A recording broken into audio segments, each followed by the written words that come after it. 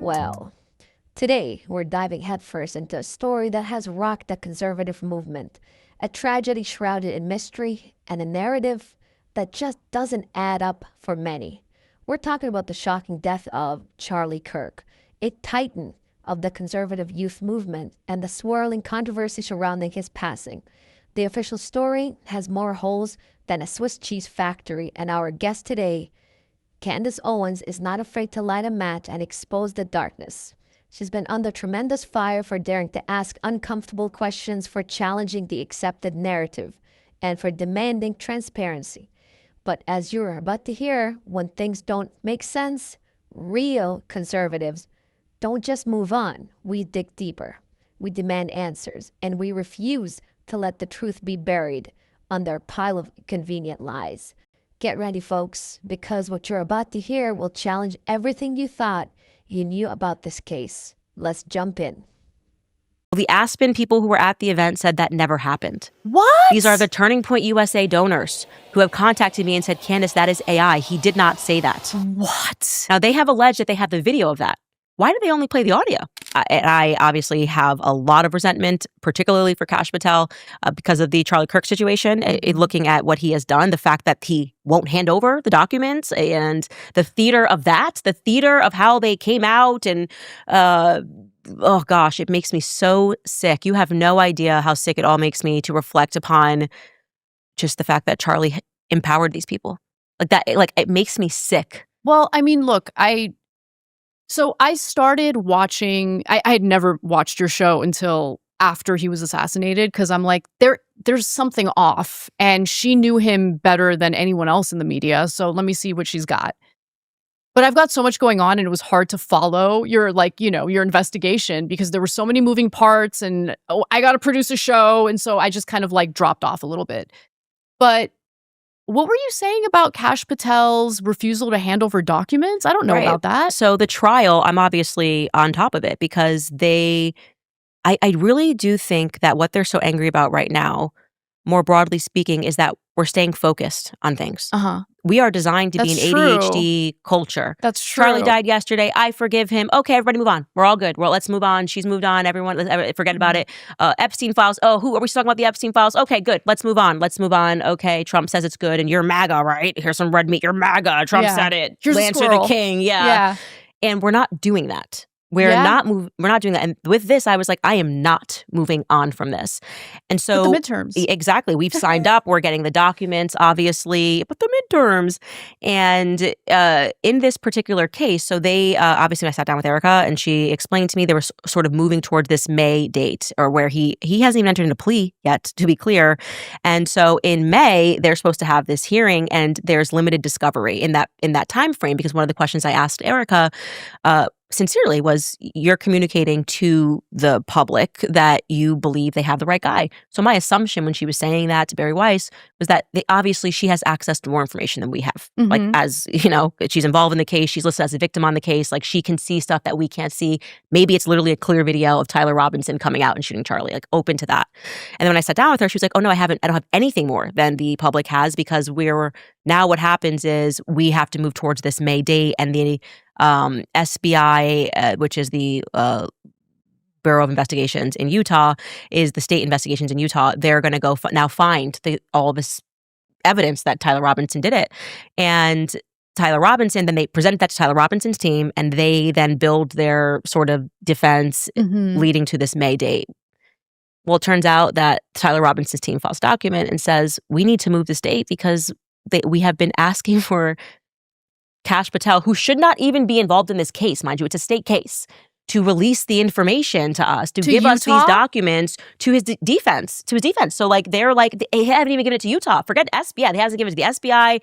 The defense doesn't have it. And they're like, how are we going to have this hearing when they're going to get up there and essentially put on a show trial and say, Your Honor, look at these messages, where they're like, we don't even know those messages are real. That's crazy. Right? So imagine we're moving toward this date, and all they have is what Kash Patel told us in the first 48 hours, but they will not give them the discovery on that. They won't give them. So like if I say, Anna texted me and said she did it, and that they want to say that, oh, blah, blah, blah. She hasn't even been able, the defense has not even been able to access Tyler Robinson's phone. They haven't been able to see the gun. Nothing. Wow. And what's holding that up? That is weird. And also, Okay, seriously, folks, this is precisely why so many of us have lost faith in the system.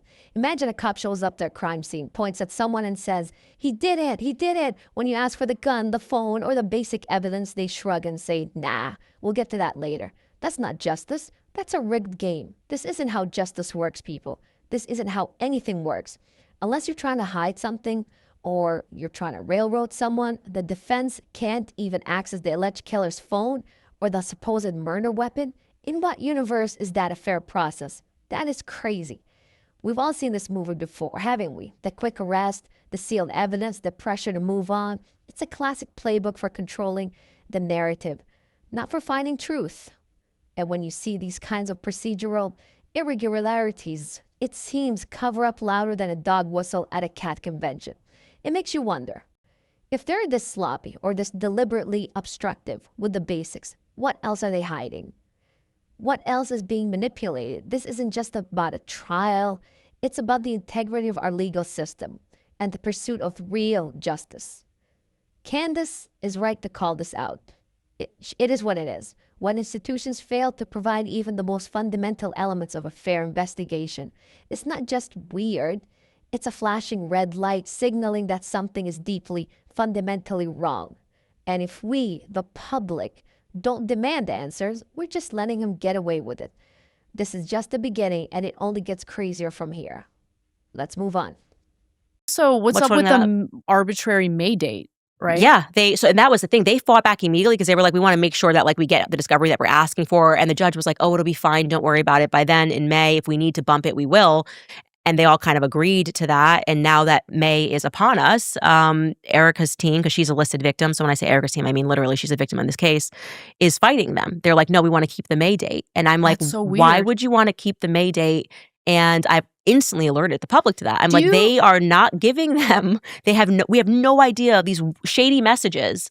Did Kash Patel, after a few beers, type them up? We don't know. We can't say no. That's so weird. You know what? So when it comes to Erica's behavior, like I will admit, like some of her behavior is odd, right? And off-putting. And I try to give people the benefit of the doubt. And I wonder if, her insistence that it's Tyler Robinson and nothing else is shady and like we need to pursue this prosecution, it's definitely him. I wonder if it's because, when a family member of yours gets murdered or killed or harmed in some way, usually the family members want closure so badly that they, as soon as there's a suspect, they want that suspect to be the guilty one, and they just go for it full force. And maybe that's what's informing her decisions to kind of pursue it the way that she's pursuing it. I don't know. But I will say this. I don't know how it would behave, to be honest. Like, I just think about how much I love my husband, and I don't think anyone would see me for a few years. Like, I just would not be able to go public. I wouldn't be able to have the strength to even talk in public about anything. And so that stood out to me about her. But also, she's a different person than me. So I just, people do grieve differently. I just know that the case itself has a few elements to it that raise some eyebrows. Everyone in the media that's critical of you is like so vociferous that it kind of gave me the idea that like the general public isn't with you, until I told female family members of mine that I'm doing your show. And they're just like, oh my God, I love Candace. I watch her every day. And I'm like, really? You're not mad at her because of the whole Erica thing? They're like, no. And I'm like, really? Like, I couldn't believe it. So yeah, clearly what you're seeing is something. I mean, the numbers in your show, like it's very highly viewed. Okay. So obviously the people agree with you that there's something off. And I agree with you that there's something off. I just don't know what it is. Yeah. And I think that what you're describing is the process that we all went through, because you don't want to even go down that route. You're like, Totally. maybe it's this. Maybe in my head, I was like, maybe she's being blackmailed. Maybe she's scared they're going to kill her. Maybe like you said, she just wants a quick conclusion to all of this. Maybe she's still in shell shock and is actually not controlling anything at Turning Point, was my initial suspicion. And just on paper, she's CEO, but she's actually just home crying every day. And like behind the scenes, like, Tyler or Justin. That's I went through that whole first thing. And for me, I never wanted to arrive at Erica being suspicious. I abstained from the like, oh, she's wearing hot pants with JD Vance. None of that matters to me. Yeah, Because I don't think people understand. I needed it as a part of my grieving process not to accept that plausibility, because then for me, beyond just having lost Charlie and having to wake up to, and I then had to wake up to the idea that Trump betrayed him in a way, and Kash Patel, everyone is betraying him in not seeking more investigation. What I had to go through to pursue that, I had to grieve again. Right? Because I knew how much Charlie wanted love. Like, I have these messages. Like, I was helping Charlie draft text messages and what should I say. So I had to grieve again and go, okay, I need to like really just follow the facts here. And that's all I've done. And it's landed me at she's remarkably suspicious, not because of the way she dresses, not because of whether or not she's crying enough. All of that kind of paints a picture that makes people uncomfortable. But just objective lies that I can't comprehend. Why would you lie and tell the public? And I think for me, the most explosive one that no one wants to address by calling me a monster. Why would you lie and say that the surgeon told you or told Andrew that he had a Superman neck and all of this stuff that objectively did not come from the surgeon? It came from Erica. And why would you lie and tell me that Andrew went rogue and sent that message when you did it with him? I can't make sense of that. A source, a source, and I trust a source.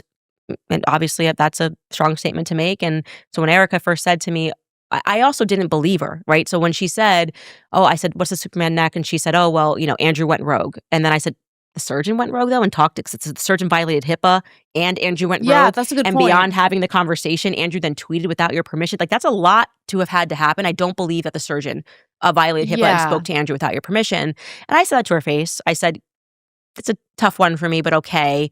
And then I got the information that no, Erica actually called the surgeon. It's a 3-way call, and she wanted to know what to tell the public about why the bullet didn't go through. And that Superman neck thing came from her. So the public was told from Andrew's tweet. That's crazy. So I'm like, I can't, somebody just defend it. Somebody just tell me why that shouldn't completely unnerve me. Defend it? You can't defend a lie, especially not one this blatant and disrespectful to the truth and frankly to Charlie's memory. This isn't just a misunderstanding or a bad recollection. This is a deliberate fabrication of a key detail designed to manipulate public perception. Think about it. When someone is supposed to trust someone in a position of authority or close to the situation starts, telling demonstrable lies, what does that do to your trust? It shatters it. It's like finding out your favorite chef is actually microwaving frozen meals and telling you it's gourmet dishes. You don't just lose trust in the meal, you lose trust in the whole restaurant. The left constantly screams about misinformation and disinformation, but when it comes to their own ranks or from the ones they protect, it's crickets. Funny how that works, isn't it? They always quick to point fingers, but when the deception comes from their side, it's suddenly a private matter or a grieving process. Anyways, the pattern of deception, of moving goalposts, of denying facts that are inconvenient is just a red flag waving in a hurricane. Candace Owens had to grieve not once but twice because the truth she uncovered forced her to confront the betrayal of those closest to Charlie. That takes immense courage and tells you everything you need to know about the stakes involved here. Let's continue. Donors, another huge one. We're like, these are my 2 biggest things. Donors saying that video that or hasn't existed yet, the AI, alleged AI of Charlie saying, I appoint Erica to be the CEO. Well, Erica told me that he said that at an Aspen event. I was like, okay, great. Well, the Aspen people who were at the event said that never happened. What? These are the Turning Point USA donors who have contacted me and said, Candace, that is AI. He did not say that. What? Now, they have alleged that they have the video of that. Why do they only play the audio?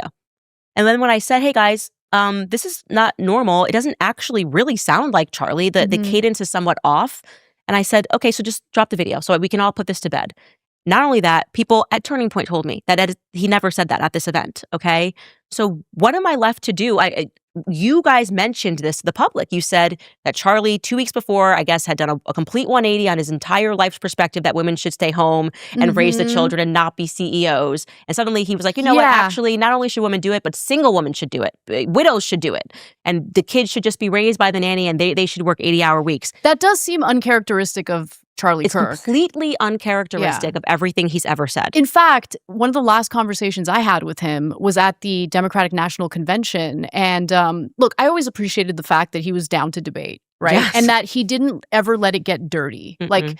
And so I appreciated that. And so we started debating about the role of women. And he basically said, because I don't have children, I don't plan on having children. It's just a decision that me and my husband made together. And honestly, I don't think that I have the right temperament to be a mom in today's society, because I will definitely kill people if they come anywhere. Like what they're doing to my husband right now, if they tried to like harm my kids. Prison. I would can be make in myself prison. at home. 100%. I don't give a damn. That's how I am. That's me. I'm like fiercely loyal and defensive of my family. But anyway, he told me, well, you know, if you don't have kids, you don't really have a stake in the future of this country. And I just remember being very offended by that, because I love this country so much, and I definitely do have a stake in the future. Like I have young, you know, nieces and nephews that I love to death, but even if I didn't, I love the people of this country. Like I want it to succeed. And so in that conversation, he like really reiterated what he believes the role of women should be. So then after he gets assassinated, and you don't really question it at first, because you don't want to be that guy or that person who's just like, I don't know, that sounds a little shady and weird. And you go along to get along. That's a good example of a story where you go along to get along. But yeah, there was this feeling within me where it's like, well, maybe he was willing to go against his beliefs or his values because he wants to make sure that the business falls in the hands of a family member, right? Maybe that's why. But I do find it strange. I do. But it goes against common sense, because not only the story we're being told is like, specifically, he said, if anything ever happens to me, meaning like if I get killed, I want my wife to be the next person that gets into the line of fire while my kids are at home. Like, what? Like, no. Yeah, that's a good point. Actually, your instinct is then, no, shut this down. You go and move and stay away from politics forever and protect our children. So it defies common sense. And I know what Charlie's perspectives were, obviously, the life that he wanted and what he said every time anybody asked him on his podcast. I mean, we have a decade of Charlie saying what his perspective was on how women should stay home and there's no value in becoming a CEO. And then suddenly it's whiplash, and we're told actually right before he died, he just had this amazing 180 that it was a private donor event. Yeah. And now the donors are saying it didn't happen. That is AI.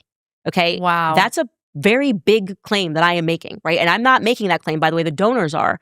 And they're contacting me and saying this never happened because they couldn't believe it. Because they said they were watching my podcast, and when they had heard it initially, when Erica told the story to Megyn Kelly, they thought, oh, it must have been at the Hamptons or whatever it was. And then when I said it was Aspen, they were shocked. Wow. They said this absolutely did not happen. So if I'm lying about that, wouldn't you, if you're Andrew Colvett, instantly say, oh, here's the video, Candace. Like, I don't know, maybe the donor forgot, but here it is. And now we're suddenly going, why didn't they drop the video? Yeah. Like, they had her walk out to the audio. That would have been a very powerful. Could you imagine? Yeah. You have a video of Charlie on stage at an event, and he says, like, I want Erica Kirk. I appoint Erica Kirk to be the CEO. Right. Like, people would have not had a dry eye in the place. We would have, I think it would have like even more made people rally around her and said like, okay, I don't love it, but like it was like Charlie's dying wish. Yeah. And instead, Blake Neff says, we're never dropping the video. That's so weird. It's bonkers. And that so is bonkers. there are real things that are compelling me to continue this pursuit. I'm not interested in the vanity of like, her outfits or her makeup. Well, and you're under tremendous fire right now. Bonkers is an understatement. This is beyond bonkers, guys. This is a full-blown circus of obsification. We're never dropping the video. That's not a statement of transparency, folks. That's a declaration of control. It's an admission that the truth is inconvenient, perhaps even damning. If you have a definitive proof, a video of Charlie Kirk, a man known for his steadfast conservative values, doing complete 180 on this core beliefs about women's roles right before his death and appointing his wife as CEO, why in the name of all that is holy would you not release that video? Is it a secret video? Is it under lock and key at Fort Knox? Are they afraid it's so powerful it might melt our brains? Come on, man. No, it's because it's likely it doesn't exist. Or if it does, it proves something entirely different. This is classic gaslighting, I'm telling you. Something happened, they provide flimsy evidence, audio only for a video, and then when pressed for the real proof, they stonewall. It's an insult to our intelligence. This is the kind of behavior that makes people distrust institutions. When the truth is inconvenient, it gets buried, twisted, or simply denied. Candace is under fire for asking uncomfortable questions, but those are precisely the questions that need to be asked. She's not interested in vanity. As she said, she's interested in truth. And that, my friends, is a rare and courageous thing in today's political landscape. She's a shining light where others want darkness. Let's continue. I mean, I can't even imagine, like, people in the media are really going at it, like, just trying to, attack you for being cruel and going after Erica. And, like, I do think that they put words in your mouth sometimes and say things that you didn't actually say. But, the other thing that, I mean, look, you tend to provide receipts when you have them, right? And so everyone was denying what you were saying about the very real pressure campaign that Charlie was undergoing. And when you released those text messages, I was like, oh my gosh, like this is a big deal. Mm-hmm. And I'm not saying that it's definitive that there's like a connection to his assassination, but just knowing what he was going through personally behind the scenes in the months leading up to his assassination is information that maybe the FBI should be pursuing, no? Or if you are the wife of Charlie Kirk, Mm-hmm. wouldn't heads be rolling? Like, would I 100%. the last people that would ever have a platform at Turning Point USA, if I was at the helm of it, were the people who stressed him out, who pressured him, who I would go to war with Josh Hammer.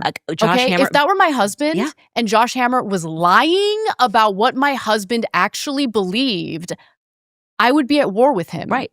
Till this day. Immediate partnership with all of his enemies. It's crazy. I That can't make kind of sense stuff of that. is weird. I can't make sense of that. Everybody knows Ben and Charlie hated each other. Like it's like just a known thing in politics. Like they just never got along. And then he's opening, and it doesn't make sense to me. Setting aside my personal feelings for Ben, which were always in line with Charlie's because of how he behaves behind the scenes. How do you explain that? Yeah. Like he comes in with $1 million check, sits in a chair, and then just says, "Not." Like it's like that doesn't make sense to the public because a normal reaction to a loved one is everybody who caused them grief, who put pressure on their donors, who. How about me having to be the one to tell people that he the night before texted and said that he thought they were going to kill him?